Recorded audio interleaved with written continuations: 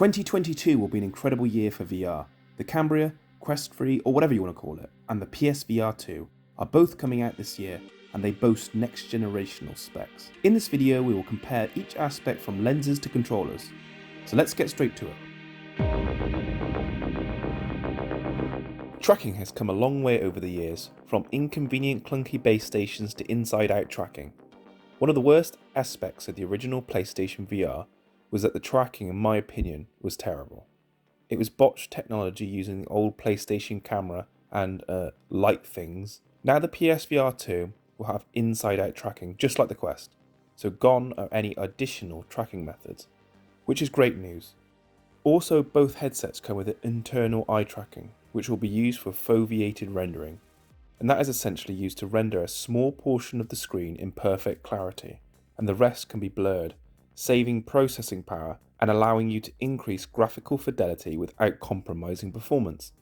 This is a crucial next step in VR to allow it to catch up and maybe surpass the graphical capabilities of traditional consoles, PC and flat screen combo. I have reason to believe while both tracking methods are similar, Meta has the advantage in this department. Not only will the controllers of the Cambria be independently tracked, so will allow for more data points, but Meta has something PlayStation don't, and that's tracking data. When the Quest originally released, tracking had small issues, but was refined over the years using the data from the headsets, which has slowly been perfected over the years. PlayStation can catch up, but I'd imagine there'll be some small insignificant issues with their new tracker method, but I could be wrong. On to controllers. Now this, in my opinion, is where PlayStation stands out. The Cambria controllers will be able to track themselves regardless of position, which will prove handy when moving fast or behind your back, but the Quest controllers, in my opinion, do the job just fine. So apart from that benefit, the data leak seems to indicate not much has changed in that department, whereas the PSVR 2 controllers have a complete overhaul. Now they track via infrared using cameras on the headset, just like the Quest, but they use their haptic technology, like with the PS5 controller, which gives it a one-up in immersion compared to the Cambria. Imagine feeling the tension of a string of a bow, or the rumble of the floor beneath. This technology will really be at home in VR. Screen. The PSVR 2 is really stepping up their resolution with 2K by 2K per eye, 110 degrees field of view, which is 20 degrees wider than the Quest 2, and it's also an OLED panel, so the blacks will be, well, black. OLED screens are known for better colour ratios, but this is dependent on screen manufacturers. It will also run at 120Hz, which should be industry standard, but with the combination of eye tracking and the power of the PS5, this should easily be managed. The Cambria, however, are sticking to LED, and this is for a good reason. You get less of a screen door effect with LED than OLED, as you have 3 subpixels for every pixel. The Cambria also has a slightly higher resolution display at 2160 by 2160 per eye, and reportedly using their legendary pancake lenses, which hopefully will give us a well-needed increase in field of view. While we don't know the field of view of the Cambria, if we listen to this old presentation at Oculus Connect talking about the future of VR, this may give us hope. How far can we get in 5 years? Here are my predictions. Panel resolution is the easiest one, since there's been steady improvement in that for years, and it's fairly easy to extrapolate ahead.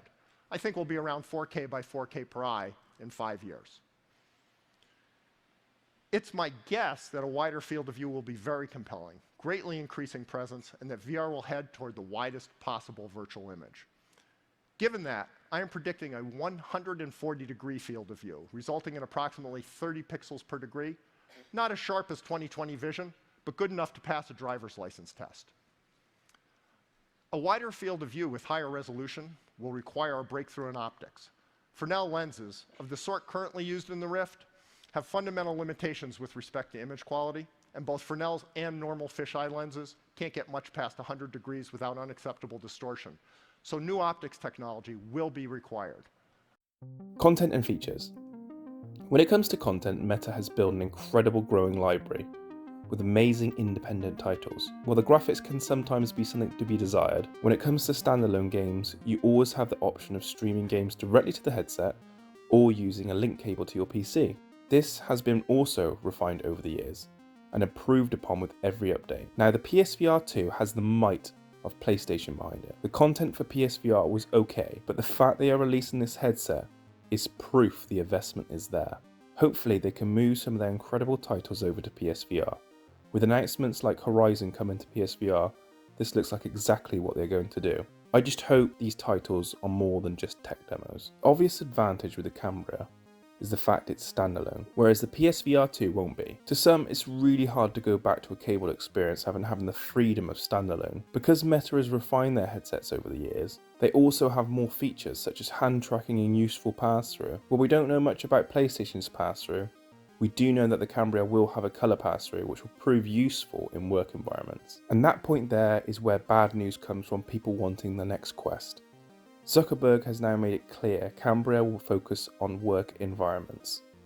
Now this doesn't mean it's not for gaming, but it's now clear that this headset is not designed as a Quest 3 or Pro, but something else entirely. And that word work-related headset will command a higher price tag, reportedly up to $800. This is still cheap. The Quest 2 is arguably within that price range, but clearly severely underpriced to accelerate the growth in the market. We don't know the price of the PSVR, but I'd imagine it won't be far off the original, which was launched at $399. Both headsets will be a fantastic addition to the VR world, and I can't wait to see what punch they pack. Maybe they'll be targeted at different markets, maybe not. But one thing I do know, they'll both be incredible. If you'd like to know which headset you should pick, please check out my buyer's guide. I hope you enjoyed the content. If so, please like and subscribe, and I'll catch you next time.